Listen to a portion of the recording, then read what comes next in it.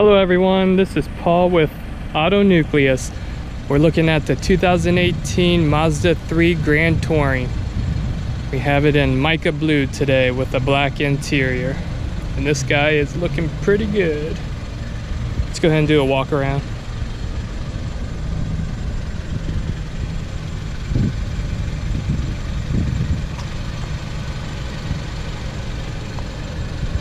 This one has a 2.5 4-liter engine.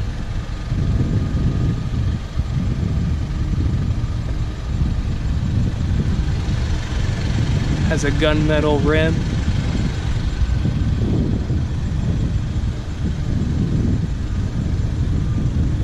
This one's MSRP at $26,670. So this guy just came out 2 weeks ago. I was talking to the salesman. It just hit the lot that around that time. Here's your key fob. Standard key fob from Mazda. We're gonna pop the trunk. Just hold the button. Hold the trunk button. It should open.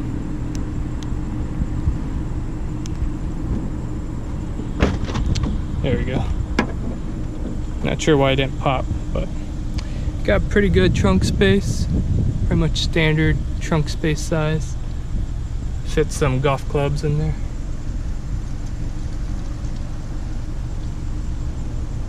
Go and close it up. Tail lights look pretty good.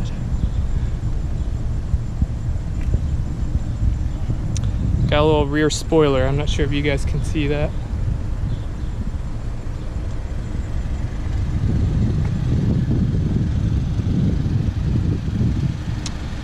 Alright, we'll go ahead and take a look inside. So we're inside the Mazda 3 Grand Touring, and what you would expect from a Mazda, it has that upscale look. We have a leather wrap steering wheel. Feels firm and nice, soft to the touch. You can see some of the stitching. It's black stitching, so there's no contrast with the leather as you would see on some other cars, but still looks good. The seats, you got some perforated leather here. The seats are actually bolstered a little higher, so it'll actually hug you more in those turns. So if you're on the bigger side, you might feel this portion of the seat pushing against you and hugging you in potentially an uncomfortable kind of way. Looking up higher, you see more perforation of the leather going up higher. You still see some bolstering around the side, so similar issue there if that's a consideration for you. On the door, you got a two-tone kind of color here. It's almost like a reddish maroon leather against your black, I guess, kind of foam soft point here. But this is definitely a leather with some ivory type of stitching. You got your piano black, just plastic covering there. I could foresee that being something that gets scratched if you have a lot of traffic getting around. You also have your standard Mazda infotainment center here. You have a little knob here, kind of replicating what Audi's doing in their systems. I've played with it a little bit. It's not the most intuitive, but once you know where the menu feature you're looking for is, you go straight there. So there's a learning curve, but it's not too bad. Your dials up here, they feel pretty solid. They still feel plasticky and on the cheaper side, but they do the trick. But the buttons, they feel good.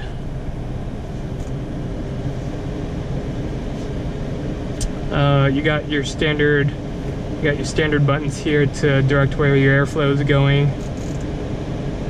So you don't have an extra knob to do that. So it's a little different what Mazda's doing, but it still works. And your button to direct how strong of fan flow you want are these two buttons as opposed to a knob. So that's a little different. You got your standard automatic shift knob. You got a manual mode with plus and minus. Let's see, you got nice little chrome surrounding here. As far as touch points on the dash, this is soft. That's actually harder, even though it looks like the same thing, so it's more plasticky. This does not move. This is soft, plasticky. So pretty much what you're touching is going to be soft.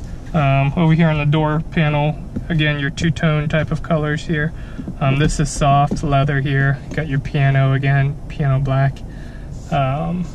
This is somewhat soft, not too much.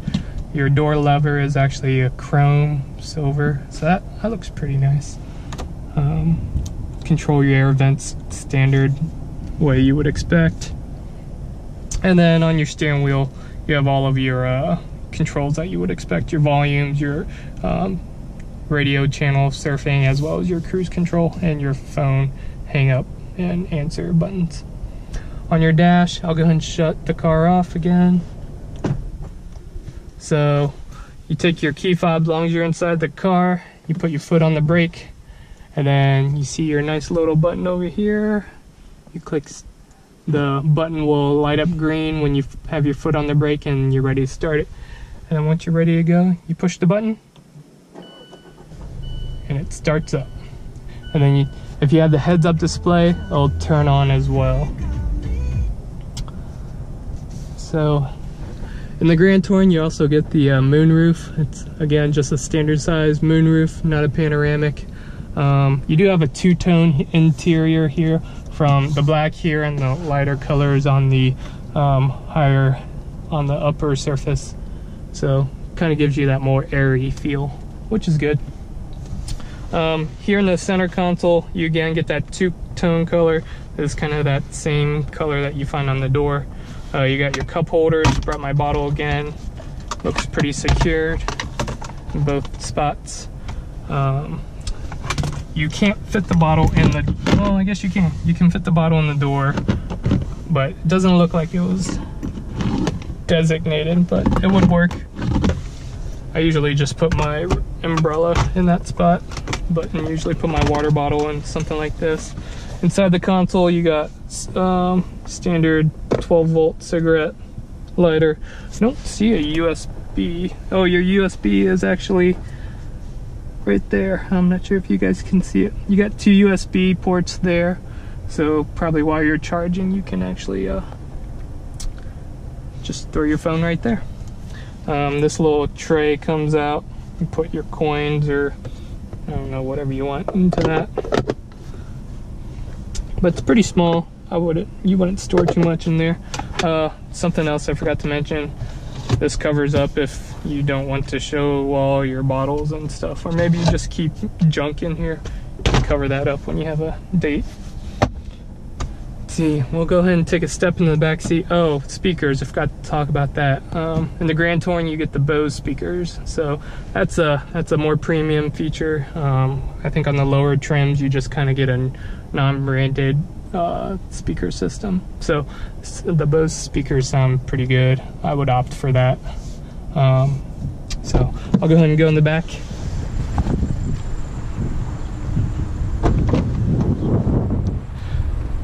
So sitting behind myself, I'll go ahead and lower the window, get some more light in here. Sitting behind myself, just sitting upright, I got about, it's probably about an inch, to be honest. It's a little tight, but I mean, I'm not touching the seat at least. You got the middle hump here. You got the perforated leather in the back seat as well. These are rear folding seats.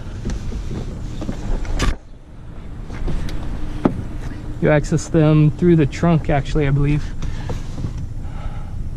Here are the cup holders in the back seat. Forgot to mention those. You have more bottle holders in the door. So I'll go ahead and pop the trunk again and take a look at that. Okay, I'm back in the trunk. Here are these to drop the seats, you got to pull these levers. One here, one here. Looks like you have a 60-40 drop. So I'll go ahead and drop it, see what happens.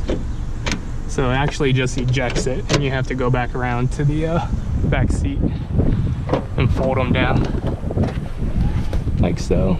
So you gotta also go to the front seat and move those seats forward a little more, but I'm not gonna do that. I'm just showing you guys what it looks like.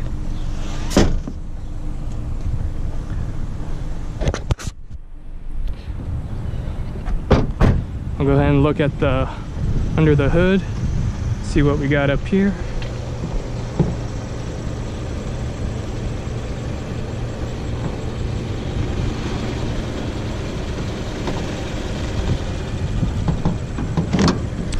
There we go.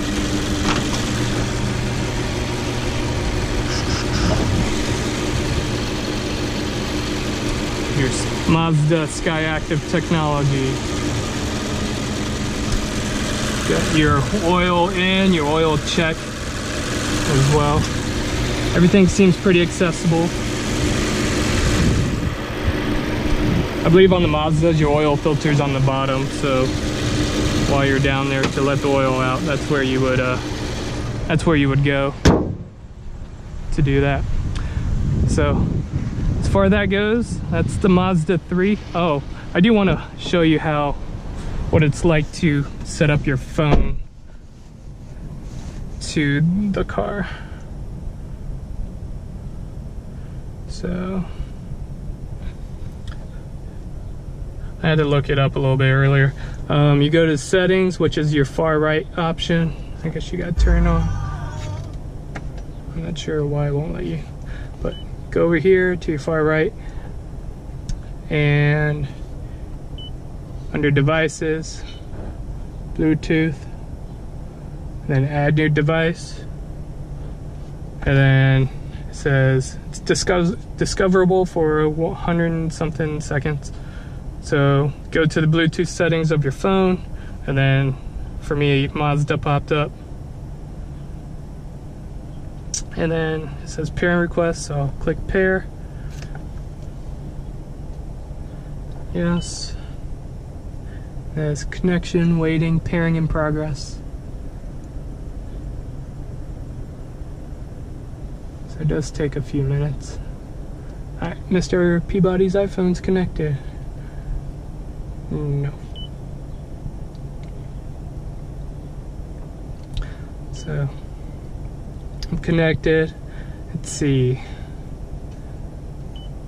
how easy it is to get some music. So this is a touch screen while you're parked, but while you're driving you have to use the rotary knob.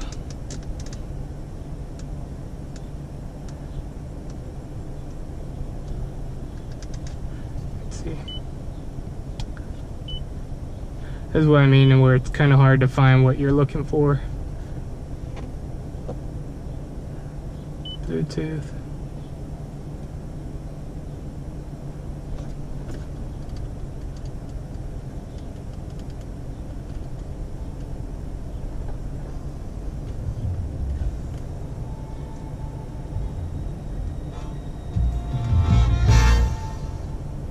You want a lover, I'll do anything you ask me to.